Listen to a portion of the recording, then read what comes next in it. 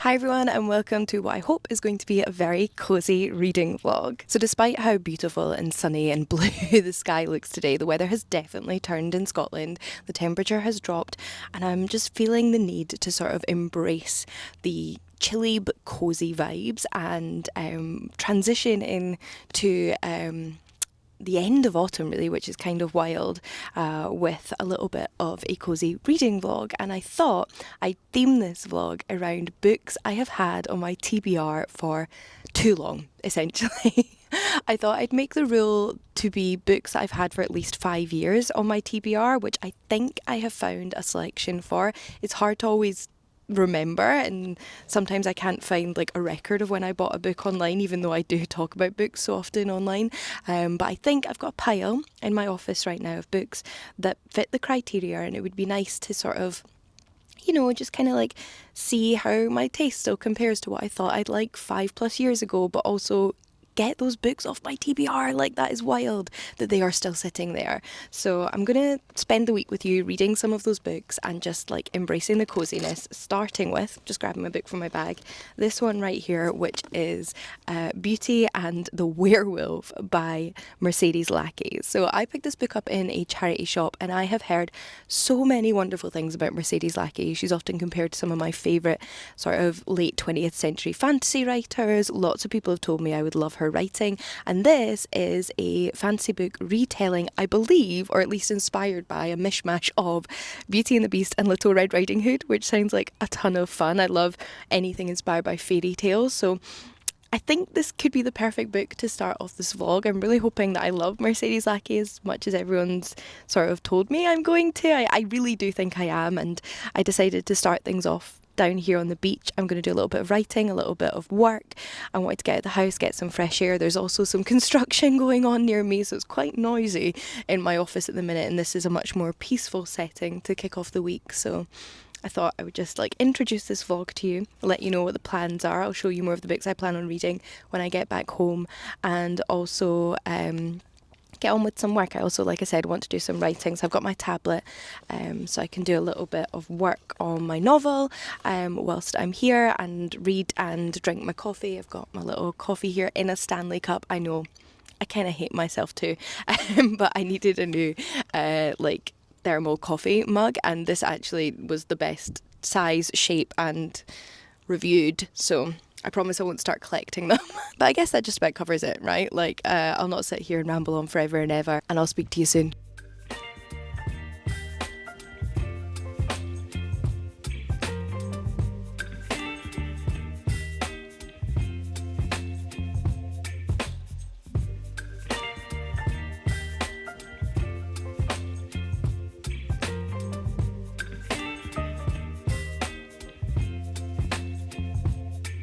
Baby, you give me ice and fire.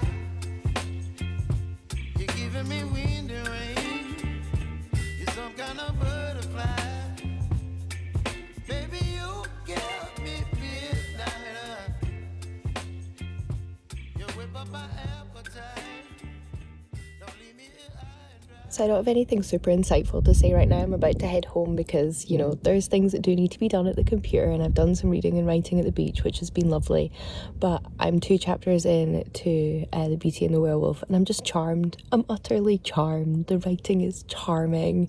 The story and characters so far have me intrigued, and I can absolutely see why everybody keeps recommending Mercedes Lackey so fervently to me, because, yeah, it's charming, and I'm so excited to read more. Guys, it's not even the end of the workday, and it is already getting dark outside. Like, this is as good as the natural lighting's getting compared to the beauty of this morning on the beach. I'm so glad I started off my week that way. It felt very, very special. I also think it's meant to rain for most of the rest of the week. So, like, I got in there. I'm very proud of myself. But I thought I would show you the other books that I had pulled out from my shelf that I think I've had for 5 years or more. Again, it's like a little bit based on my memory, which isn't always going to remember exactly when I bought something or when I got sent something. So if you remember me buying one of these books 4 years ago in a haul, no you didn't. Alright, so first up we have The Turn of the Key by Ruth Ware. I just finished a thriller novel, which I absolutely loved. It was called No One Saw a Thing. Really, really compelling. Slow start, but then could not put it down, and it's made me in the mood for thrillers. Let me know if you're like this. If I read a book in a genre I enjoy, I immediately want to read more books like it. And I've been reading some really good fantasy recently, but that thriller, oh, it's really set me on a craving for thrillers. So I think at least one of the books I read this week needs to be a thriller in addition to Beauty and the Werewolf. And this one, I assume, is inspired by The Turn of the Screw, which is like a classic horror story. And it's about a woman who's hired as a nanny, but when one of the children dies, she finds herself on trial for the murder. I don't know if this is going to be one of those stories where you don't even know if she did or didn't do it until the end, but it'll be really, really interesting. I mean, I have to say, I think I'm really leaning towards this now that I've pulled it out, but I'll show you the other ones too. We also have Reasons She Goes to the Wood by Deborah K. Davies. Now, I don't know if this is straightforward thriller. I think it's more of like a dark literary mystery than anything else about a slightly odd child. The blurb reads, Peril can be very, very good. More often, though, she is very, very bad. But she's just a child, a mystery to all who know her. A little girl who has her own secret reasons for escaping to the nearby woods. What might those reasons be? And how can she feel so at home in the dark, sinister, sensual woods? A wonder of secrets and mysteries. Told in vignettes across Pearl's childhood years, Reasons She Goes to the Wood is a nervy and lyrical novel about a girl growing up and trying to be normal, even though she doesn't know quite what normal is. And I think this is kind of dark and weird. So yeah, I do like those things, and I've had friends recommend this to me, so that's also a very strong contender. Then we have a shorter book in case I want to try and like squeeze in as much as I can. You know, I'm very much behind on my reading goal, as I always am. That's Heroes and Villains by Angela Carter. So I haven't read this book, but I've read a few works by Angela Carter, and she writes very like surreal, magical realism, fairy tale inspired kind of lit fic in the 20th century, and this I believe is a sort of like fantastical dystopian novel about a girl who has been raised in well, it's described as a white tower made of steel and concrete by her father and other professors until she escapes this tower into the world beyond and all of its weirdness and wonderfulness, and who knows really. I mean, you don't know what you're going to get with Angela Carter, but it's going to be good. Then I do have a romance novel because I was really wanting to add a romance book to this TBR, but I realised a lot of the romance on my shelves has definitely been added to my TBR in the past couple of years. It's not like a genre I've been reading for as long as some other genres, but this one I'm pretty sure I've had for 5 years or more. I remember picking up in a charity shop with my friend Jill, and that's Unmasked by Nicola Cornick, probably because it's historical romance, which was where I started with romance, and it's about a group of highwaywomen who rob from the rich to give to the poor in the 1800s, and somewhere in that I guess is going to be a romance, but I kind of love that premise in and of itself. Then lastly we have Raw Blood by Katrina Ward, which I think is more of like an eerie horror novel. So the blurb on this one reads, for generations they have died young, and now 15-year-old Iris and her father are the last of the Viarca line. Confined to their lonely mansion on Dartmoor, they suffer their disease in isolation, but Iris breaks her promise to hide from the world and dares to fall in love. It is only when they understand the true horror of the Viarca curse, the curse of the bone white woman who visits in the night, leaving death in her wake. All of these books sound fantastic. I'm not going to read them all in a week, but I am definitely going to read a few of them. So I'm going to continue on with Beauty and the Werewolf for now, and try and get a few more chapters into that, and then I might consecutively start one of these like slightly different genre books. We'll see which one I end up going for, but I'm really enjoying Beauty and the Werewolf, so I'm definitely glad I started with that one, and it's nice to finally be reading an author I've been meaning to read for a really, really long time. So I guess the premise of the video is working, and with that I'm going to get back to doing a little bit of work and then a little bit of tidying.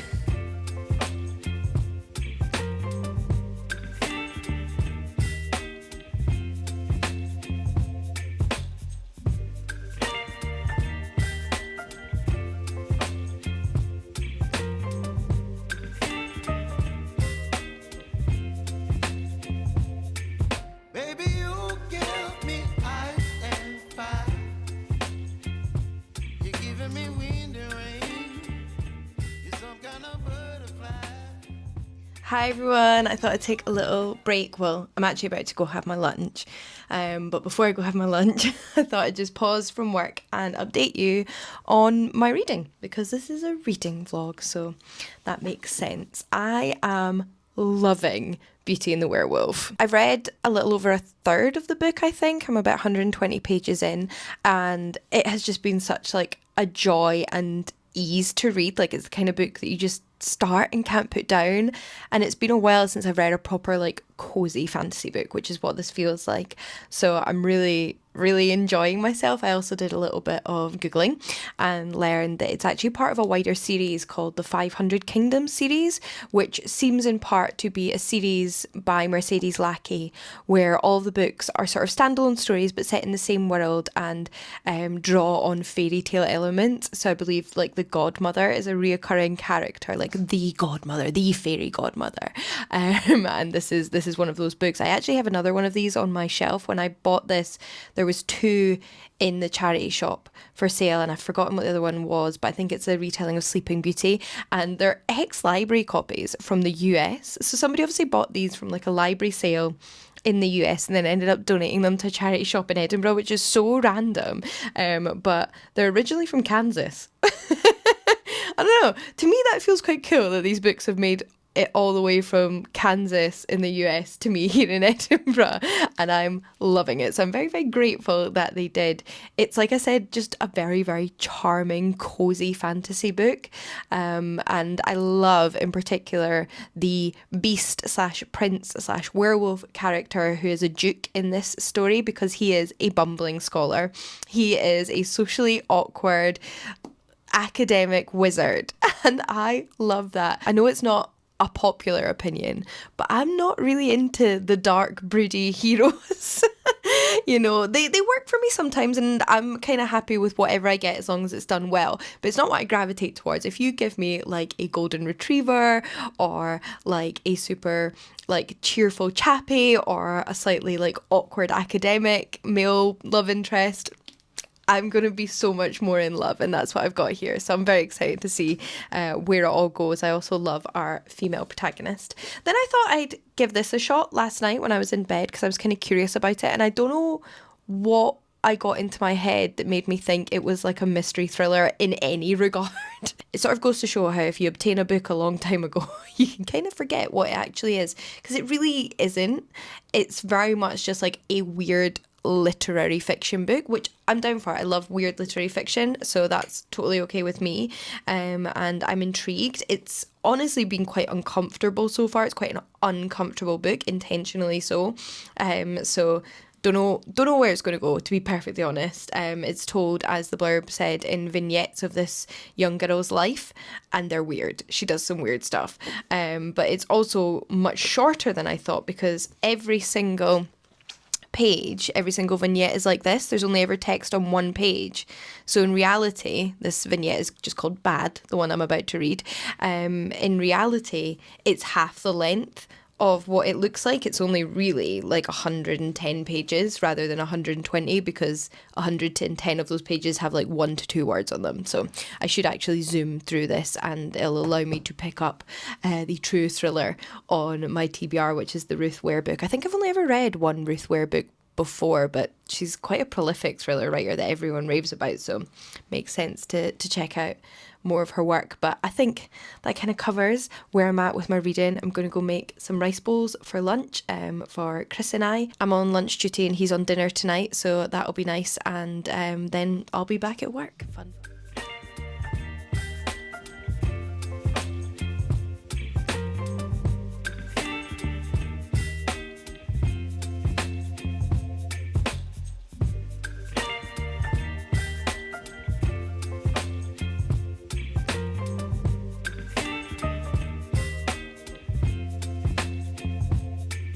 Baby, you give me ice and fire. You're giving me wind and rain. You're some kind of butterfly. Baby, you give Happy Wednesday. Again, it's not even the end of the workday and it's so dark outside. I have to say, I did forget that the clocks changed at the weekend, which kind of explains why it's so much darker. But I hope it is not super boring for you that most of my chatty clips are me sitting in my office so far, apart from my lovely trip to the beach, but that is obviously where I am most of the day. So yeah. Here we are again. I thought I'd update you before the day is out, and I head off to the cinema because Chris and I are going to see Shelby Oaks today, which I'm super excited about. I've been very intrigued about this horror film since I first saw like some early trailers for it, and I think it literally came out today in the UK. At least it's a recent release, and it is doubly exciting because we're going to go to the Odeon, and the Odeon has just introduced plant-based hot dogs. I know, what a world we live in. As a vegetarian though, I am very, very excited about this news, and I'm excited to see if they're any good or not. All too often when you order a hot dog somewhere as a vegetarian, it's just like a Linda McCartney sausage in a roll, which is not a hot dog, but these look like proper hot dogs, so I'm very, very excited about that. And I'll probably let you know what I think of the film after we return. But on the book front, I thought I would update you. Still carrying on with Beauty and the Werewolf without giving any spoilers away. I'm pretty much feeling exactly the same about it as I was when I last updated you. I'm just further into it now. I'm a little past halfway and I love it. It's just wonderful. Intrigued to see where it's going. I feel like I've got my suspicions about what certain characters might be up to and where it might go, but it could surprise me, and regardless of whether I guess it or not, I'm still going to enjoy the journey, so that's still going well. Then I've also passed the halfway point in Reasons She Goes to the Wood. Again, what I said before kind of stands for this one. It is dark and weird.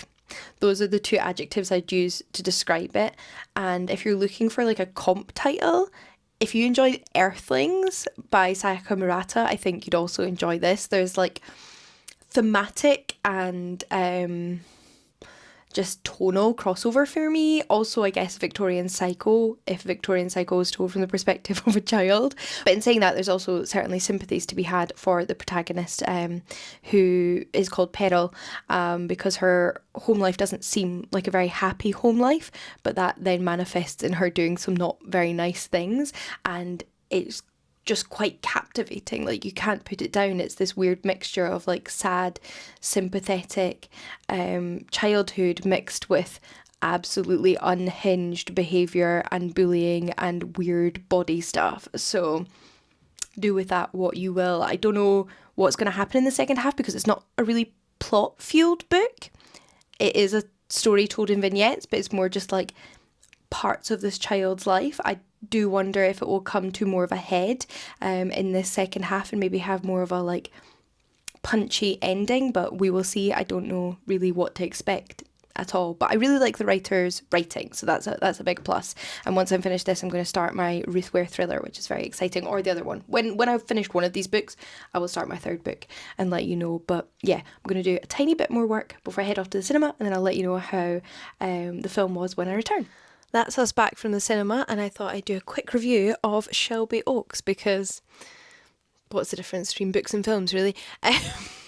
So overall, I have to say I did really enjoy the film. Like, I thought it was an entertaining film. I was entertained throughout my entire stay at the cinema. However, it definitely suffered from what I can only describe as like the sort of horror third act downturn, which happens all too often, I find, with horror films. So many horror films I love the first two acts of, like Heretic or Men, and then the third act's just... there are no words. A bit of a disappointment, I guess. But then I struggle to sort of review them because I still had a really good time for most of the film. I just think I personally would have changed a few things. I'm not a director or a film writer, so I don't know how I would have done that. But from a viewer's perspective, there are some things I maybe would have changed. It starts off as a found footage film, which I was loving. I actually just recently watched Hell House LLC, is that what it's called, the other night with Chris, and we loved that. We just thought it was really fun, kind of low budget found footage film that was done really well. And this started off as like a higher budget version of that, and I was loving it. Then it switched to not being a found footage film anymore, which was really interesting.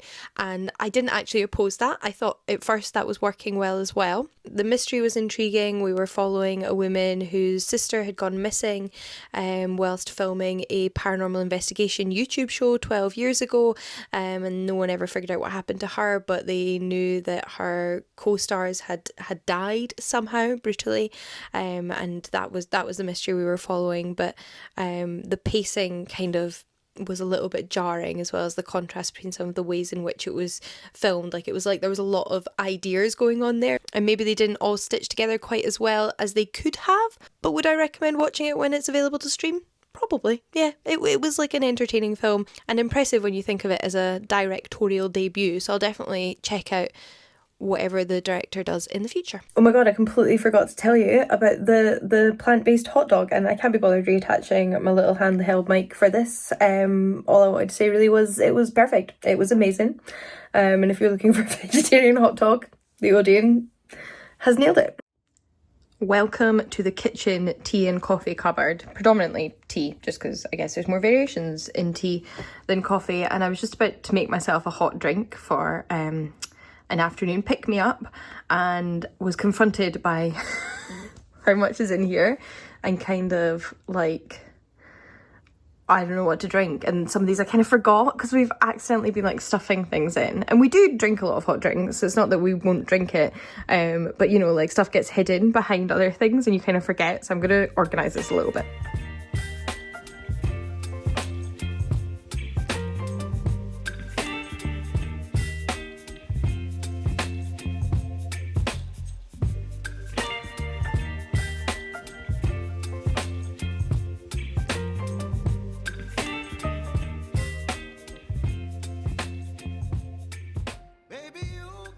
All right, decisions have been made. Although many were tempting, I'm going to have a brown sugar milk tea.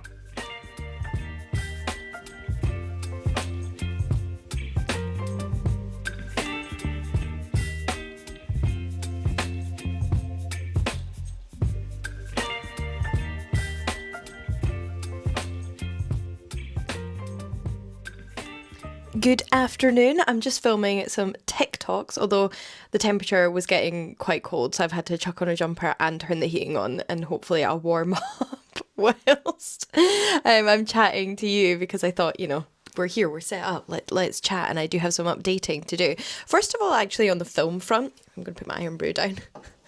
I thought more about Shelby Oaks, and I like it less than I even said I did. I think I only liked the first half. The first half was good. The second half was not good.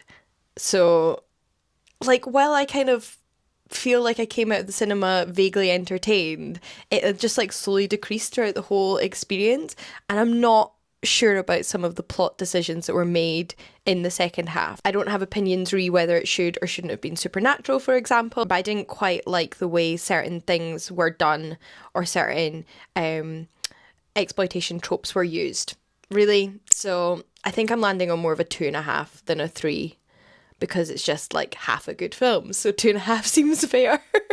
But we did end up watching another film last night, which was Perfect Blue.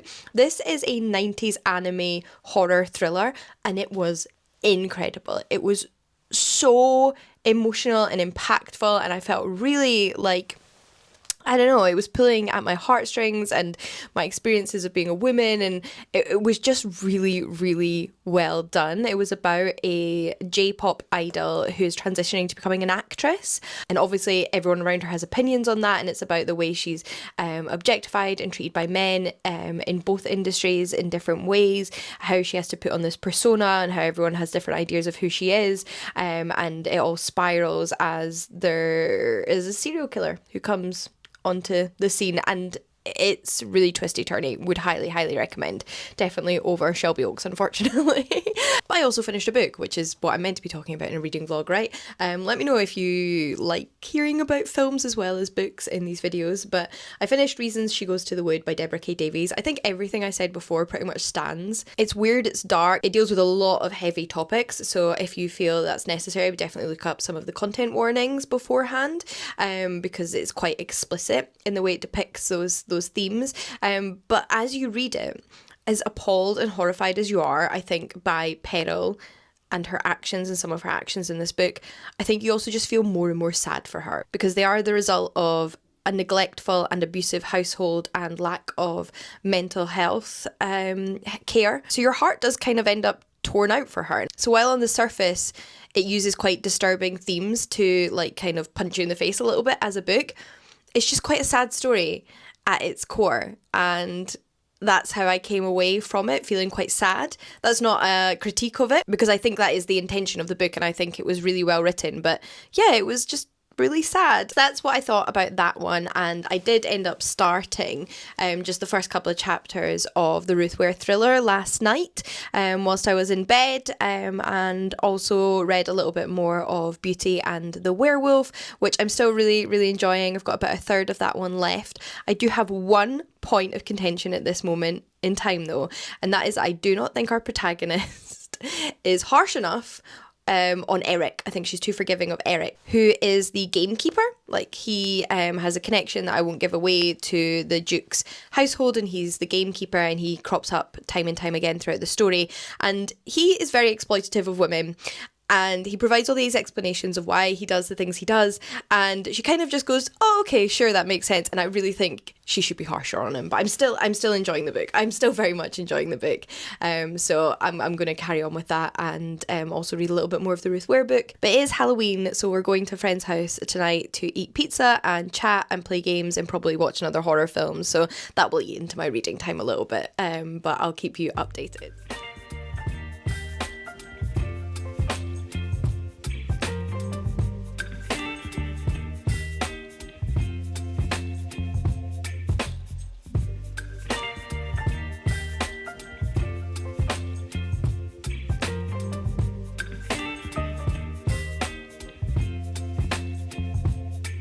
Baby, you give me ice and fire. You're giving me wind and rain. You're some kind of butterfly. Baby, you give me. So I'm just cleaning the kitchen dining room, which is the space this is in. And I just wanted to show you like my favourite thing that we've sort of added. We got this little, this is not a good angle, oh my god. It's quite dark in here. That's our like guest bed. It's a futon that pulls out. Thus far has been used mainly by Tasman when they visit. But we put one of these sort of IKEA Kallax units, sort of between the kitchen portion and this sort of dining room space portion with the futon bed to kind of create a bit of a division, and I've turned it into DVD storage, and I'm just so happy with like our little DVD collection. Look at it. Got all my like animated films and anime. We've got, this is a horror shelf and then another horror shelf. We've got just like classics in a broad range of genres, fantasy films. Then if I bring you around to this side, this is just Blu-rays, non-genre specific, because you've got less of those. Kind of like rom-coms and like that kind of thing. Do you know what I mean? Like rom-coms and adjacent. Then we have two shelves of sci-fi. So we've got a lot of sci-fi. Chris really loves sci-fi, as well as superheroes. And down here, sorry, that is our laundry. Very glamorous. Down here we have the comedy section. Oh my god, is that upside down? Ignore that. We have the comedy section, and then this is kind of like, I didn't know what else to do with it. It was like kind of everything else. There's like a bit of action, a bit of just like serious movies. I don't know. But yeah, there's our little DVD collection. Can I just say how happy I am with our little living room nook? Like, it's so cozy. I've just got done hoovering and I was just looking at it and thinking, oh, this is like my perfect little cozy hobbit hole of a living room. We did originally paint the whole room white just to sort of see how we felt in it, but I am thinking once we've got some more decorating done in other rooms, we might return to this room and maybe paint this wall green or like do some sort of feature wall. But this is I don't think you've properly seen it before. This is our little gallery wall here. I tried not to be too cluttered in here like the one in my offices. And then our fantasy and horror books. Now, yes, I am currently going through an experimental phase right now of putting my TBR face out. So it's quite confronting. And that's part of the reason that I was inspired to do a reading vlog. I was like, oh my god, I have so many unread books. So yeah, no judgment, please. This is our little cozy nook. We're just making dinner, and then we're going to watch a film, and then I promise I will do some more reading. Good morning. So I was just thinking it would be nice to kind of wrap up this vlog and get it posted today. I don't know why, there's just something about Sunday that feels like quite a nice time to post a cozy vlog, and my internet is shocking, so this will take at least like 3 hours to upload, which means wrapping things up and filling you in on everything I haven't covered yet. Sorry, I was just checking my little microphone was on. So one thing I did keep meaning to mention throughout this vlog, and of course have forgotten until the very end, so well done if you've stuck around to here, is that I will be at YALC this year if anyone's going. I don't know if there's still tickets available to the actual convention itself, but if you are going to the convention, I'm going to be there on the Sunday, which is in November, so it's super soon. I'm on a panel in the afternoon sometime about books inspired by like other stories, so like retellings, etc., which should be a ton of fun. I'm really excited for that. I really love panels. Like, I think they're such a nice event. I like going to them and I like being on them. So I'm going to be on that, talking obviously about my book and then more generally about retellings and listening to the other authors and just conversing. So that will be happening. And then I'm also going to be signing books. I'm not exactly sure at what time, but I imagine YALC will have some sort of like schedule that you can check, but it will be for around 2 hours, and I've never done anything like that before. Like, I've signed books after like talks, you know, at like indie bookshops and stuff, and events at other like festivals where you like go and you sign books in the immediate aftermath, but I've never just like sat at a signing table for almost 2 hours, which is exciting and terrifying, because like, what if nobody comes to get their book signed? Like, it's gonna be so awkward if I'm just sitting there. But also, I'll bring a book. I'll manage to entertain myself, and hopefully at least there'll be some people who fancy chatting. I'm up for signing any books, so like if you're at YALC and you have any of my books and you want to bring them along for signing, it doesn't have to be The Lady of the Lake. I am more than happy to sign anything, or just like if you collect like author signatures in like signature books at conventions, also happy to do that, or to just say hi. Like, I don't have to sign anything, but if you've got time whilst you're at YALC and you see my table and you see me there, please do come say hi, because that would be just so lovely. I really want to like take advantage of like being a part of the convention sort of community that day, and obviously I'm just going to wander in and have a bit of a look myself, but I don't know what to expect because I've never been to YALC, except I know it's a really big convention, so I'm sure it's going to be slightly intimidating, but hopefully a lot of fun. So let me know if you're going to the convention and what you're excited about, because I know there's a ton of really interesting panels and some really cool authors who are going to be there. So yeah, that's just to say that I will be there on the Sunday, either at the panel, at my signing table, or probably just wandering around looking like this. So see you there. And then I obviously did finish my final book.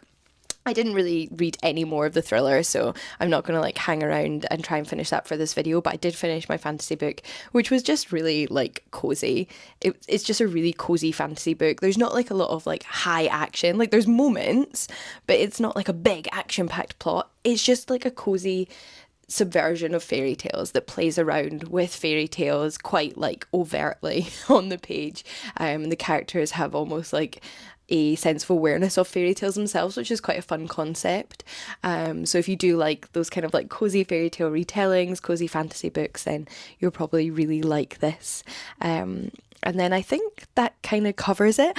One really exciting thing, which is definitely more of like a personal thing, is that this week coming, we're going to meet some kittens. We might be getting cats. We have been wanting to get cats ever since we bought this house, but we wanted things to be more ready for them. Do you know what I mean? Like, we don't want everything to be a complete mess, and like we've had to do a lot of work on this house. Like we had like an absolute swamp underneath our kitchen and had to get the whole thing redone. So anyway, we've been waiting for the time, and the time is nigh. We are ready, and we've started like looking to adopt or find some cats, and we're going to meet some kittens from an unexpected, unplanned litter this week, and they might be our little babies. By December we could have cats, but obviously, Joe, it might not work out. And that's fine. The next cats will be our cats. So yeah, that's what we're planning on doing, and if we do get cats, obviously I'll introduce you to them. But Yeah, I guess that pretty much covers it. I should go edit the last part of this vlog so that I can upload it, and hopefully you are seeing this on Sunday.